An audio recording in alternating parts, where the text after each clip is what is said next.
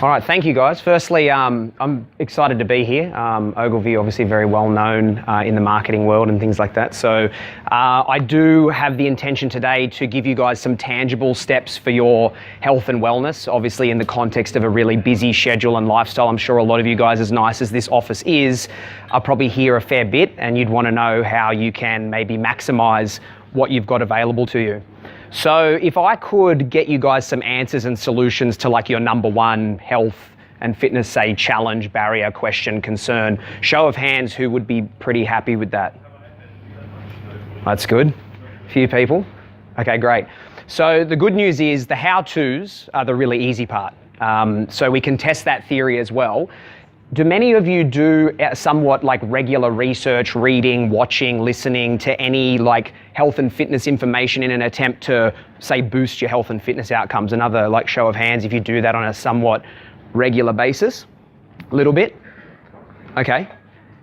And of you guys that do that stuff, do you find you still have some challenges and barriers? Like, are you still dealing with some things that you would like to change about your health and fitness?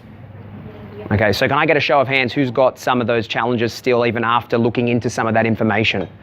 Okay, so not many. All right, well that's fair. Okay, so what we can do, guys, if anything comes up during, well, that's, you guys are the fittest bunch I've ever spoken to, which is awesome.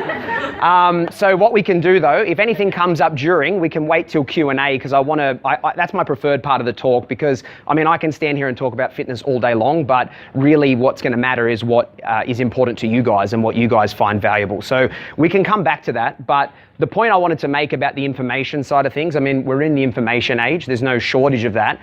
You might be familiar with the saying that, you know, if information was the answer, we'd all be billionaires with six-pack abs, right? So we know the answers are around, they're out there, and even though you guys have found some good answers, since you're obviously not facing a lot of those challenges, that's still good, because we can move into some of the important stuff. Because I mean, the problem is, right, we got this abundance of information and it keeps getting bigger and bigger and better in terms of volume of information.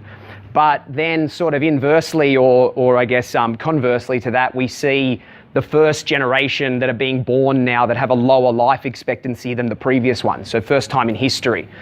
And like, when you think about that, that's kind of madness, because we're getting all this information, we're learning more about the human body, but we're going backwards in our health and fitness.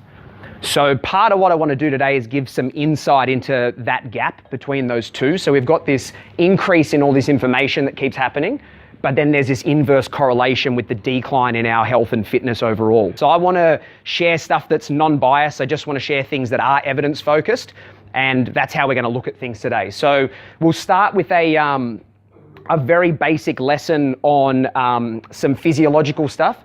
If you can understand this principle here, the SAID principle, you know more than a lot of coaches and trainers out there. So everything that happens physically to your body is a result of this principle. So it's specific adaptation imposed demand. Now, all that means is in your environment, no matter what's happening, if there's some kind of stimulus that your body needs to adapt to, it will, in order to maintain balance or homeostasis.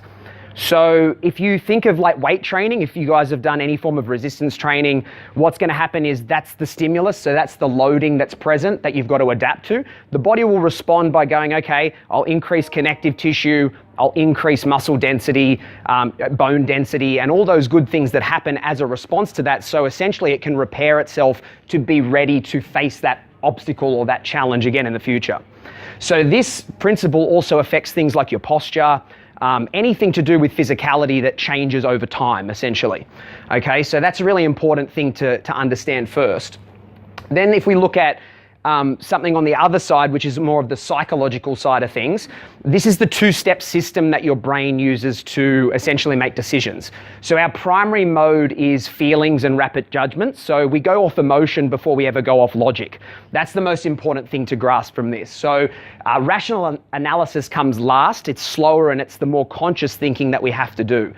as a species, essentially what we do is when we read into something, we look at what's going to give us the most personal value back out of something. So that's where the emotional side comes in, because I might look at something and you guys might look at something and we read the situation different, therefore we perceive the value of it differently. So we're going to react to that differently. We see this in purchases we make and things like that, you know, in real world. Like you might find something really appealing from a fashion sense and something like that, and then somebody else might not care about it. They might look at it more logically and go, it's too expensive, things like that. So if we've got an emotional connection to something, we'll always act and follow our emotions before we'll follow our logic.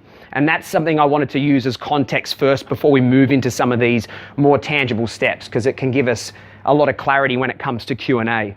I'll move that back off the screen, but I'll just explain first before that comes up. So what I've done for you guys, I've prepared like a basic hierarchical structure for things like nutrition, like physical activity, and also for recovery. So I've divided it up into those sort of three categories. And we're going to look at what is deemed more essential, so the things that are sort of like the must-dos to generate a result. We'll look at what's ideal, so that's the good to-dos, but you know, essentially not compulsory if you don't have the time to fit it in. And then the last thing is the optional. So that's really if you're getting results, but you want to move to the next level, or you want to go more elite or advanced, you can incorporate those kind of things as well. And we'll try and go through some specific examples that make sense to you guys, you know, perhaps things that can happen in the office and stuff like that as well. So let's look at intake and nutrition first. We'll start with like the base of the pyramid is always going to be what's essential, right? So the biggest thing we see, the biggest discrepancy of a lot of data from a lot of our customers and people we've worked with over the years, it's probably close to 90% of people have daily protein quantity is off, okay? So usually when you see a lot of marketing and things like that, like when there's a lot of like protein shakes and all these like, I don't know, like Man Shake and all these solutions that come out from a marketing perspective become really appealing because it seems like the shake itself is having some kind of magical outcome. But the reality is that it's the increase in daily protein consistently that's actually having the outcome, not the shake itself, okay? Same as specific diets themselves don't have any effect. It's what the diet is made up of, okay? So that's really important to grasp.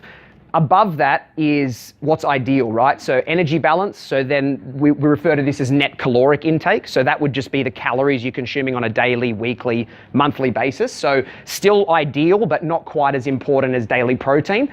And your optional things are things that you see a lot of that pop up where people say you have to track your diet, you have to follow a certain process, you have to watch your micronutrients, you have to eat this, you have to that's the really specific stuff. That's actually last and it's optional, because if you take care of these two things, in terms of a general ideal outcome, you will see that come to fruition. Like you're guaranteed to get the results that you're looking for if you focus your attention on those things. Because like I said at the start, what we want to look at this from is if you guys are working, 8, 10, 12-hour days, things like that, it starts to become really overwhelming and daunting to worry about all these different moving parts when it comes to fitness and health. So something that you could do if we talk about tangible steps for protein and things like that, if you know that, if you don't even understand where protein comes from in the diet, it would obviously be a good first to learn that. So protein quality matters as well. So things that are going to be the best quality proteins are your animal products, so your meats and things like that, and your dairies.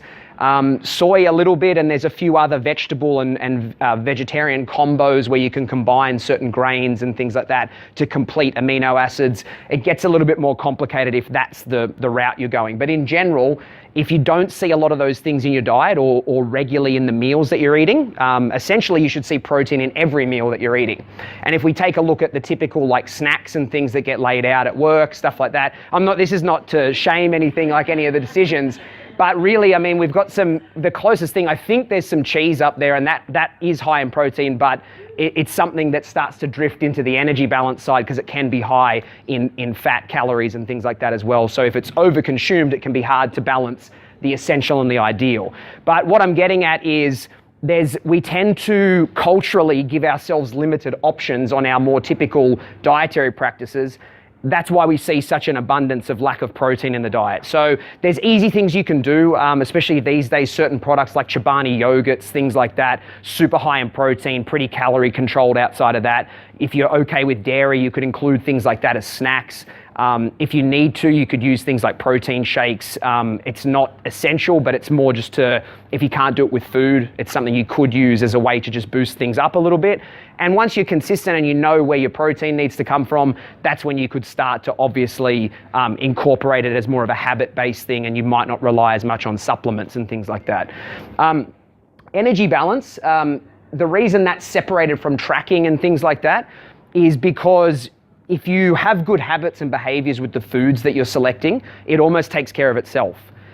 Even to produce more elite outcomes, once you get used to the things that you want to eat, and that's the purposes of when we run like an 8-week challenge, which is quite like at F45, which is quite well known globally for producing amazing results. It's just a calorie controlled, diet plan, which produces the results because it becomes consistent for people to have that calorie control and that caloric balance. Okay, so it is important, and that is going to determine some changes in your body, because if you think of training, which we'll go on to next, like physical activity, that's sort of like the car, I guess, if you want to think of it that way. That's the vehicle for certain changes, as we looked at that adaptation model before. But without nutrition, there's nothing really steering the car in the direction that you want it to go. It's sort of just open. So that's, I guess, a bit of a way to think about it. So hopefully that starts giving you guys a bit of context for some of the things to consider with the nutritional side, and we can come back to specific examples in Q&A. If we start to look at physical activity now, this is the way it's ranked, and I guess statistically it's going to produce the best overall result. So core strength and mobility overrides everything. Then we've got progressively overloaded resistance, and then other aerobic or specialized like sport specific things. Again, if you look at like culturally what we tend to favor, we tend to like a lot of long sustained aerobic exercise. And the reason I put up the SAID principle at the start is because what we need to understand is that aerobic based activities or any aerobic based protocols have a really easy to adapt to stimulus in general. Okay, so there is some done at certain levels and different ranges of intensities that can be a little bit more effective, but going on a treadmill at a gym, for example, and just sort of walking there for a while is going to produce a very minimal result compared to some of the other things that are sitting towards the base of this one here. The reason core strength and mobility is at the very base, if we lose efficiencies in our movement, so if you don't understand what a mobility is compared to flexibility, mobility is a freedom to move through our environment, and flexibility is the range of motion we have at a joint. So they're two different things. You can be flexible and still be quite immobile because you may lack some core strength. So you might not be able to hold certain positions, or you might not be able to move efficiently in certain ways. So that, as humans, we're designed as versatile movers. Our typical approach to fitness is to hit hard with weights or cardio and things like that, and we sort of miss the point of what we're built for. We're essentially the most versatile moving creature on the planet. We can mimic almost any other animal's movement. We're not as good at it as some animals. We can't swim as good as a fish, for example, but we can still swim quite well. We can't climb as good as like an ape or something, but we certainly can do some good climbing, and we have lived in trees at a certain point of our evolution. So you got to look at like that's what we're built for physically. So core strength and that ability to move freely through the environment feeds directly into our biological tendencies and what we should be designed to do. So I'll come back to a few basic things you might want to incorporate for that, but above that, so progressively overloaded resistance, this is really important to understand. So resistance training on its own will produce a result up until a point without the progressive overload side, which just means over time, there's a gradual increase in that stimulus or that need to adapt. So if that's not structured and programmed correctly, the result will stop at a certain point. And that's when you see plateaus and things like that in results. So it's important to understand that if you are going to undertake some physical activity and some output that's going to be effective, you want to consider those things. And then above that, like I said, aerobic and specialized sport-specific sort of stuff is not necessary. That's just sort of like a good to do. If you want to play a specific sport, get really good at certain movements and things like that, then that's great. That's up to you as an individual. Okay, tangible steps for core strength and mobility. I might see even like from you guys, who does regular work on either core or mobility at the moment? Do you have like a daily practice or anything? I can see some hands coming up from the back, which is good. So ability to move freely through your environment. So for example, if we're standing here and then all of a sudden we need to pick something up off the ground, like we can move efficiently and we're not just stooping over and putting all the loading on our spine, for example. We can drop into like a squat freely. We can go to the ground without using our hands, stand back up. Like we need to move freely through our environment. That's mobility. It's not the same as flexibility. Like you can move freely without putting your leg over your head or something like that. Like it's just, does that make sense? So things that would work on mobility would be like versatile movements that are done with body weight, gymnastics, like those sort of practices that tend to be really good for mobilizing the human body. Does anyone do regular like stretching routines, things like that? Cool. And do you incorporate it much like throughout your day when you're moving through the office or anything? Do you have like some habits or things like that you've put in place? Not much? Okay. That's great. Well, I was going to say what we'll do then. I think at the end, if you want, guys, it's not specifically what I was asked to go over, but if you want to, we can go over like a basic movement routine that you could even do, like standing up from your desk, things like that. Because there's a few key areas of the body which I'll let you know now that are really good to mobilize, and you'll get a lot of flow-on effect from those. So we've got like two hubs of movement. We've got our hips and our shoulders are basically like the different movement gateways for our body. So if you're going to be limited on time and you can only stretch or mobilize two parts of your body, work on your shoulders and your hips. So that'll give you the best return for your time. And as I said, we can go through some specific stuff if needed in the Q&A. Lastly, guys, was that a reaction to something here? All right, so restoration and well-being. So these things obviously can slightly fall into some of the other categories.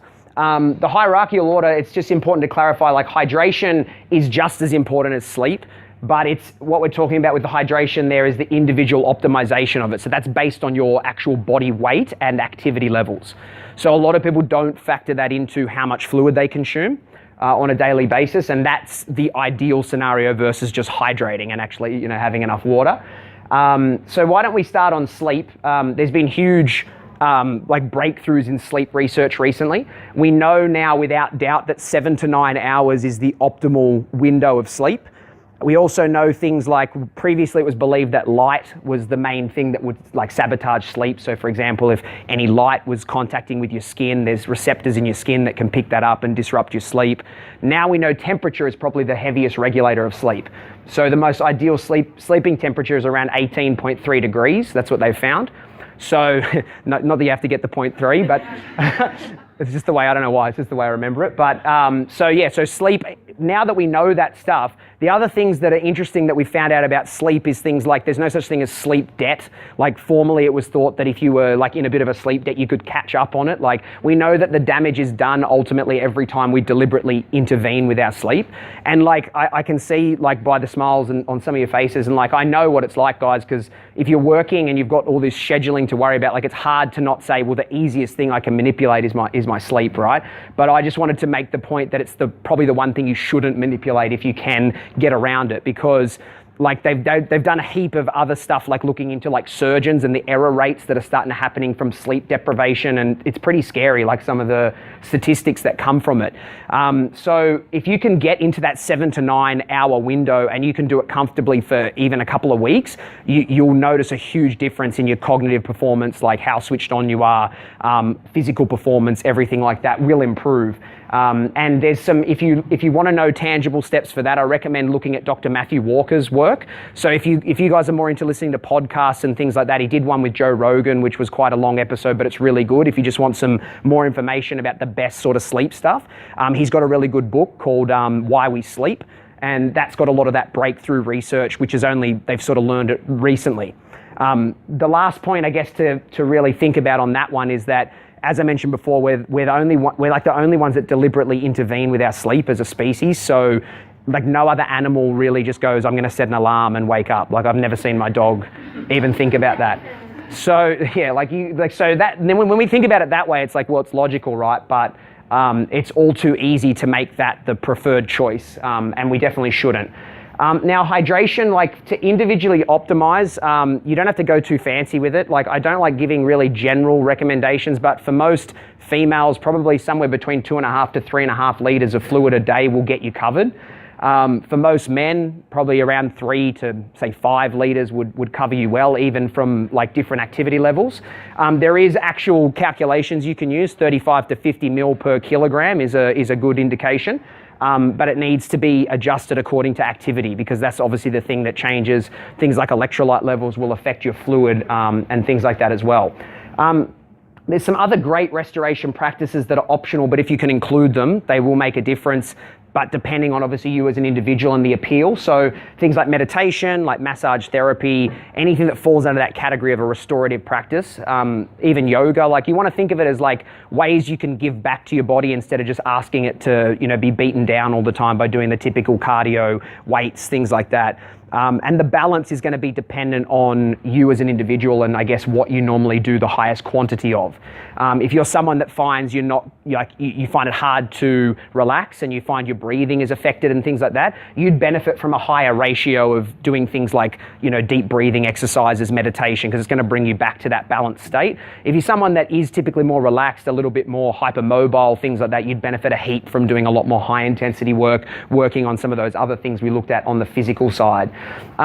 If we talk about like tangible ways you can impact your sleep, it is tough, but you would have heard most of the typical things like devices, within half an hour before bed, like the blue screen, or sorry, the blue light that comes through. There's filters on a lot of devices that you can use that will help.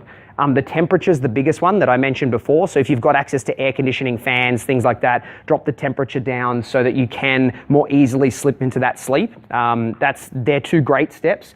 Other things would be caffeine. We all love, well, most of us love coffee. I can't make an assumption that we all do, but so coffee or things like that, like high caffeine drinks. This is a hard one because caffeine lasts in the body for like about 10 hours before it's sort of out. So if you want to really optimize your sleep and you're finding you're having trouble, you might be consuming caffeine a little bit too close. So if you're within like 8 hours of sleep and you're drinking a lot of coffee, you might not feel a buzz, but the caffeine is still, it's still in your system. So there are a few really tangible things that you can use to improve that sleep. And hydration, habit stacking is a really good method for hydration. So let's say, you've made a call or you've just replied to an email or something like that. You might use that as a cue to just take a sip of water each time. There's been some good tricks that people have used for stuff like that, where they get like a pile of paper clips or something, and every time they're doing a positive habit that they want to do, they'll drop a paper clip in like a cup or something, so they know that, okay, I've taken a sip this many times by the end of the day. And it's a great way to track your habit, but also tick things off as you go.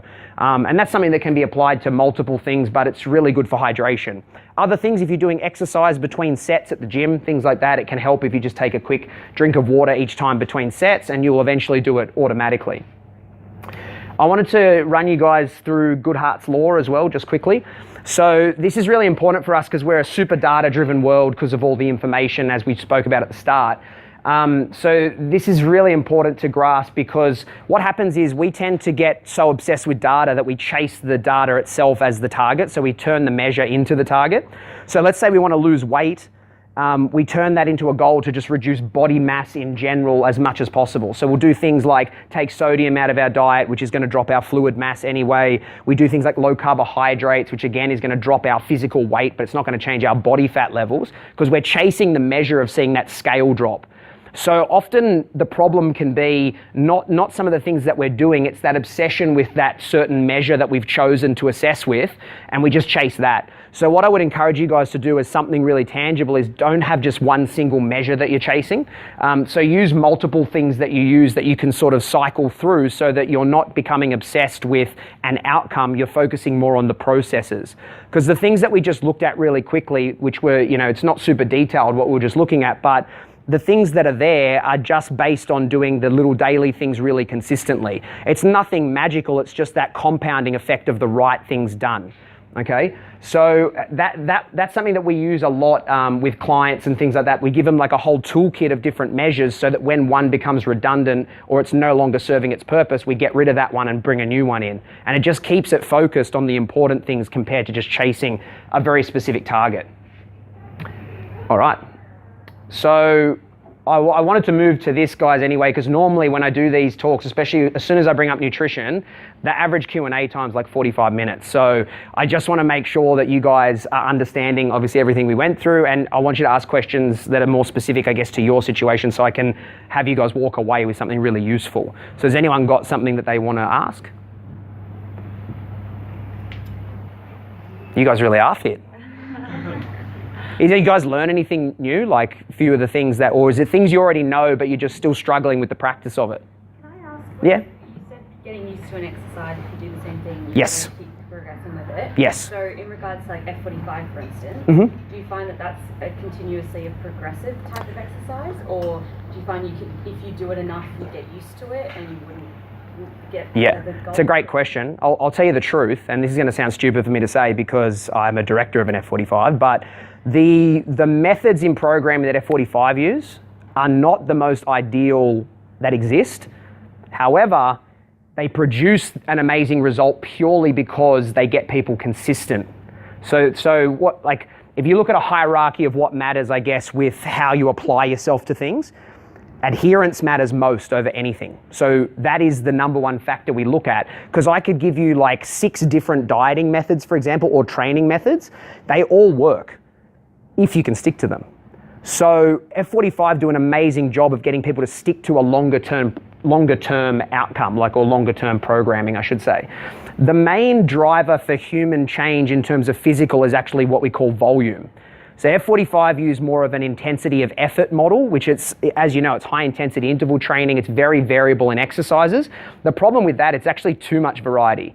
So what you guys might appreciate is the reason it's so variable is because a lot of people think they need variety. So it's a little bit of that perceived value. People think they need a lot of difference. Reality is more optimal programming is actually if you took a particular exercise, took it from its base level, like we might start with a hover or something like that, and then build it up to a plank, build it up to its next progression. We keep having something that's got like almost like a linear progressionary pathway, and we load that more and more over time. That has a more ideal or more substantial outcome than something like a single bout of F45 would. But the accumulative effect of doing F45 is great, because even though the variables aren't quite as effective, they're effective still. Does that make sense? Yeah. So it's really like, and what I would say as a finish to that is like, when you guys pick stuff, like if you're someone who needs the variety, by all means pick variety, because it's going to get you to stick to something long term. And that's the epidemic we see in fitness, is nobody can get long term results. Anyone can get short term. Like I can get anyone in this room, I can give you something, I could write it out and here you go. You'll get results in the short term, but it's the behaviors that you have longer term that will really determine whether you can hold that or not. So like 8-week challenges and things like that, you know, everyone gets amazing results, but the ones that keep it are the ones that have chosen something that best suits them individually. Yeah. I've heard a lot of like conflicting arguments about having 3 main meals a day versus having small amounts, like 5 or so a day, but smaller, like but closer together in time. Is there a better version, or is it specific to the person? Yeah, that's a heaps good question. So we'll go back. I'll just throw this one back up so we can get a reference. So when we talk about energy balance, it doesn't matter about meal frequency. You could eat once a day if you can get all your, like if you ate, let's say you ate on average a 2,000 calorie diet. If you can eat it in one meal, it's not quite as optimal as spreading it out a little bit because of protein. So protein is best consumed spread out through the day. But in saying that, anything from 2 meals up to whatever you want to eat, provided it's in the right energy balance, is fine. And I would pick it based on, again, your individual preferences. So if your schedule is best to consume 2 meals, like mine is, I only eat 2 meals a day because I can't eat any more than that. I can't spend the time preparing any more food than that. So I choose 2 meals. Other people might choose 4 because they might have breaks. They might want to take certain breaks to have something to eat, things like that. So I would, again, just choose it. So I would say as long as it's at least 2, because one's just a bit too intense. There are people that do a diet which is just a single meal a day. I think that's the nomad diet, they call it now, which is meant to be like a huge period of like fasting, and then they follow that with just this one big meal in a tiny eating window, and then they're done, and then they don't eat again for a while. So you don't have to keep your metabolism constantly moving? Well, metabolic rate is a result of this. The more you eat, the faster your metabolism goes. The less you eat, the slower it goes. So think of that as like the more tasks you have to do at work, the faster you'll work. The less you have, the slower you'll go. Like if you had less tasks in the same amount of time, if that makes sense. So if you ate 5,000 calories tomorrow, your metabolism would shoot through the roof because it's a lot of work for the body to do to digest and metabolize all those macronutrients. And then if you dropped your diet down to 1,500 calories for a few days, your metabolic rate would drop in conjunction with that because it doesn't have to work as hard to break down all the, the quantity of food. But you'd want it to be high, right? You want it to be inefficient. It sounds weird, but think of it like fuel in a car. So when your car's not fuel efficient and it just chews through petrol? You want inefficiencies in your metabolism, which essentially comes from variations. Because we're not designed to eat a steady intake like every day. Because if you think about it, we would have accessed food as we could access it. So being that like Homo sapiens in our current form, the oldest fossils are like 200,000 years old. So we have the same hardware as the Paleolithic era. That's why everyone talks about, paleo and things like that. But from the context that we would have just come across food, eaten a lot of it at a certain time, then had a gap, it's variable, right? So that's where sometimes you've got a really fast metabolism, sometimes you've got slow. There's inefficiencies in that, and that's why things like, who's seen on social media, like, The Rock's a good example. He does these big cheat meals. Has anyone seen that? Yeah, he's well known for that, right? So what he does, controlled calorie diet for, say, 6 days out of 7. 1 day out of the 7, shoots his calories up through the roof. He's causing metabolic inefficiencies. So what he's trying to do is go, once my metabolism is like stagnant and it's no longer producing me this ongoing fat burning result or whatever his goal may be, he spikes his metabolism by throwing a whole bunch of food at it, speeds it up for a few days, stabilizes everything by keeping his calories controlled outside of that. So it's like a way to say you can cheat, you can eat a whole bunch of food without it affecting your fat gain and things like that, because metabolism is continuous. So it doesn't start and stop when you wake up and go to bed, it's running all the time. So his weekly calories are not going up as high by just doing 1 day so big. Does that make sense? Is that where fasting comes into it? Like, I know it's a big fad at the moment from what I can hear, and having window blocks doing like 16, 8 hours. Is that also trying to spike? So fasting, like if we look at science, the only benefits from fasting is health related. Really good for cell autophagy and things like that. So for that just means cells go through like a natural cycle where they sort of die off and new cells are produced. When we're doing a lot of digesting and things like that, it doesn't take place as efficiently or as frequently as we would like. So fasting can be great for things like that. Marketers grabbed that and said, okay, it's probably going to work for fat loss as well, in theory, but it's a secondary benefit from the fact that, remember we said if you ate 1 meal a day, it'd be hard to eat 2,000 calories in 1 meal. Like even if you could be a machine and that would still be hard work. Like that's what fasting does, is it condenses your eating window, so you tend not to go too high in calories. That's where the benefit actually comes from, not the fasting itself. So fasting's not bad. Fasting's actually really good for health, but again, don't pick it for the reason that it's the method doing it. Pick it for the benefits that it could work really well, again, for your schedule and things like that. So if you're maintaining like a low-calorie diet 5 days a week and then you're indulging on the weekends, it's kind of a good thing. It can be, but like even like, for example, The Rock makes it look like he's just free-for-alling, but he probably has an idea. He probably knows like the range of calories he's consuming. So what you got to know is it's a bit of trial and error, and it doesn't have to be super sciencey, but if you know on average what you maintain your weight at, like your maintenance calories, what you can do is, let's say it was 3,000 calories a day you could maintain your body fat on. Instead of going 3,000 a day from Monday to Sunday, you might drop by 200 calories every day for 5 days, so you can stack that extra calorie buffer on top on another day. Does that make sense? Starting the week really low and then slowly building. It's fine. It's total time where the calorie intake matters. So you could look at your calories monthly if you want, but it's really hard to track. People track daily because it's easy, it's tangible.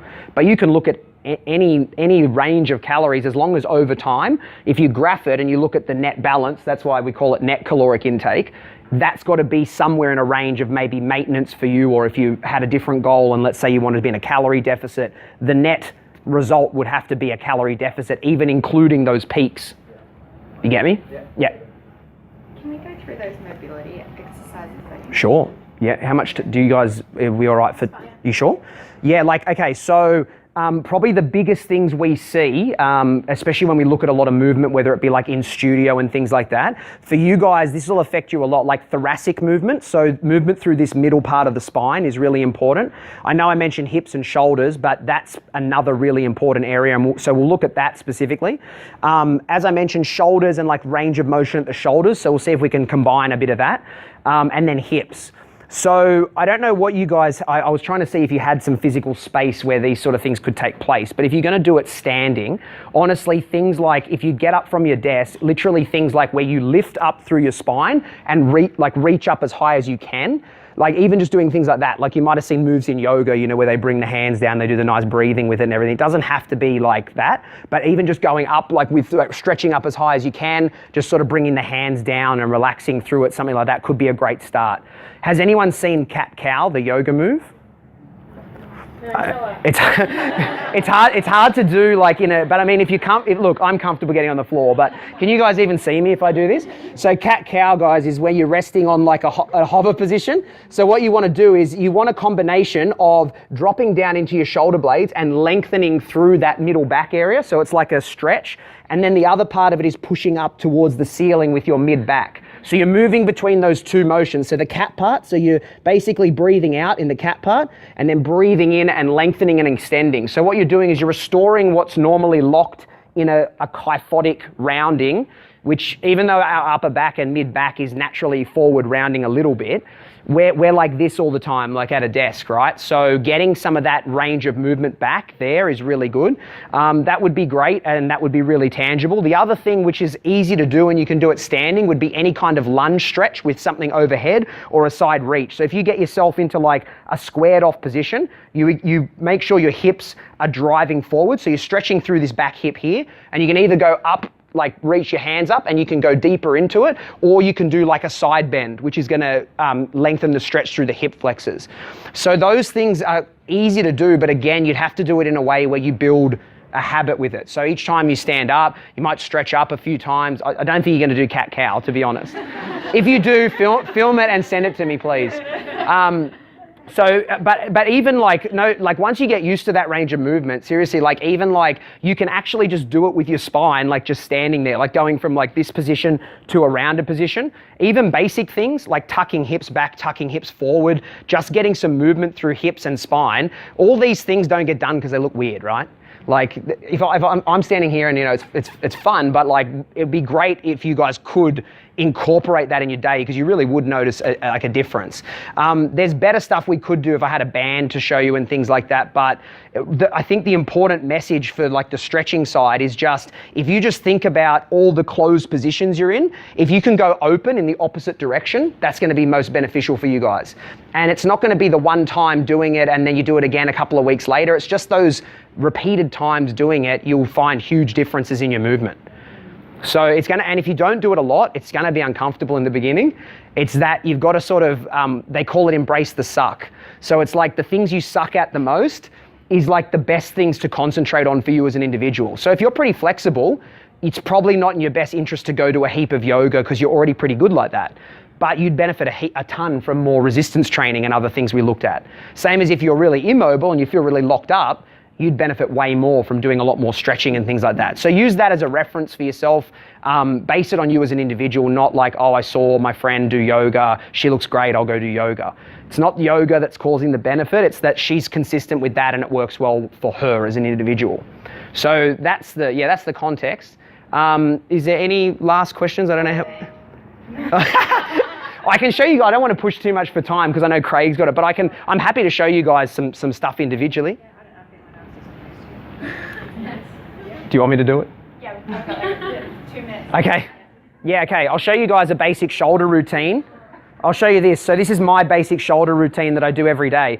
If you get something like this sort of band, it's probably a little bit like weak for what you want, but it could be good if you're starting off, right? There's obviously other bands like ones we typically use in like an F45, you can get them quite cheap. One of the best tools, because when it comes to mobility, like we were talking about before, you know how he's talked about adaptation? So for the body to adapt, if we do a stretch like this, like we pop our like leg up and we're doing a hamstring stretch, right? highly, like, it seems like it's stretching. Like, so perceived benefit, yeah, great. But in terms of like stimulus for the body to adapt to, super low. We need something that's like, I put resistance, progressively overloaded resistance, because it's important. The way our nervous system is set up is it sends more nervous signals to things when there's resistance. So the reason band stuff is a really good way to accelerate your results, there's a resistance to it, right? And what you can do to get the progressive overload factor, increase the thickness and the density of the band over time. So this is a good tool. If you guys want to use a routine like this, it will totally change your shoulder. Like within probably a month, if you do it every day or most days, you'll see a total change in your shoulder mobility. If you want to test your shoulders, you need to be able to get comfortably, like without tipping back at the lower back. You see a lot of this when people reach up overhead. So that's a compensation for the fact that they can't get their shoulder back behind their head. So yeah, so if you notice that's good, because you're identifying there's already issues there. So a good test is start incorporating this, and you'll see that result. So it's about 4 different movements. So if you've ever seen gymnastics, there's a move called dislocations, right?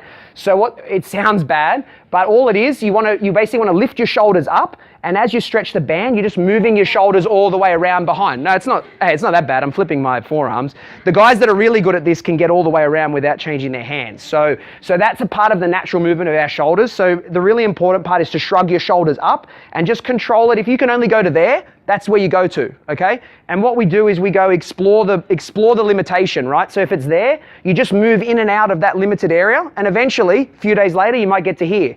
So just be safe with it, and obviously do it comfortably. Next one beyond that, just like an overhand grip. What you're going to do with this one, you're going to pull your shoulder blades back and down and stretch the band up, and it sort of goes behind your head, right? So if you pull down like that first with your shoulders, that's the important part. So shoulders should move up and down like that, and they should be independent from your actual arm moving, okay? So that you might do 10 of those after you do 10 of the dislocates. Then what you're going to do is go like a behind the back movement. So what we're looking for here is like stretching out. So hands are just like in like fists in front. What you're going to do here is you're just going to stretch out, retract your shoulder blades. As you go forward, you're going to push your shoulder blades forward. So that's really important. So we got back movement, and then we got forward movement.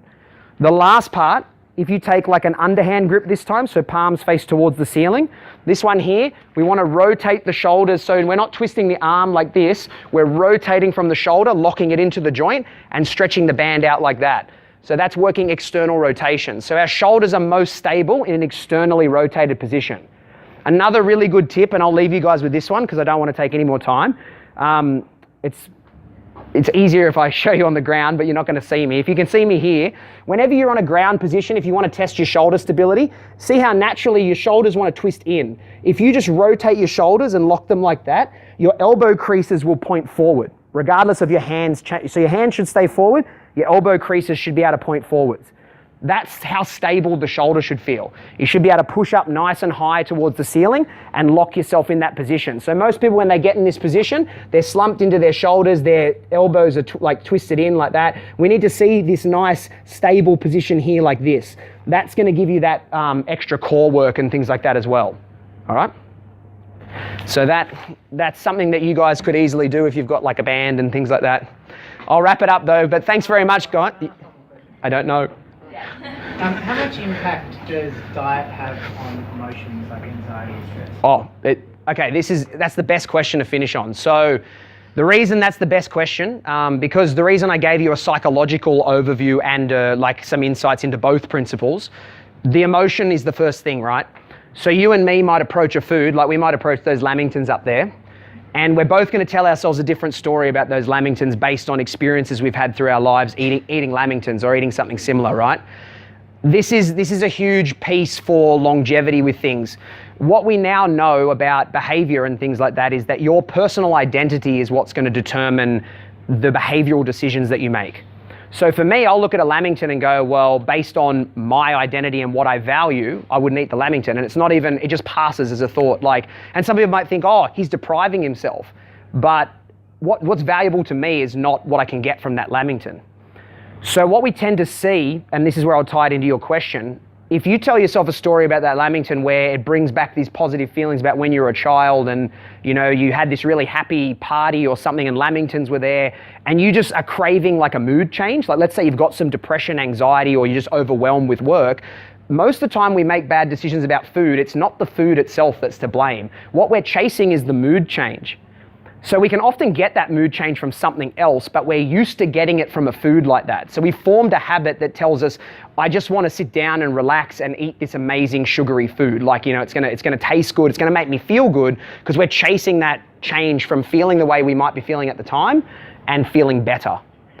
So it plays a huge role. So the only thing I'll say, because for time reasons, because this could be a whole talk on its own, what you've got to be super clear on, and that most people aren't, is your personal values and what you want to do with your health and fitness. Most people go, I want to make a change in my health and fitness. I'll go do this exercise or I'll do this diet.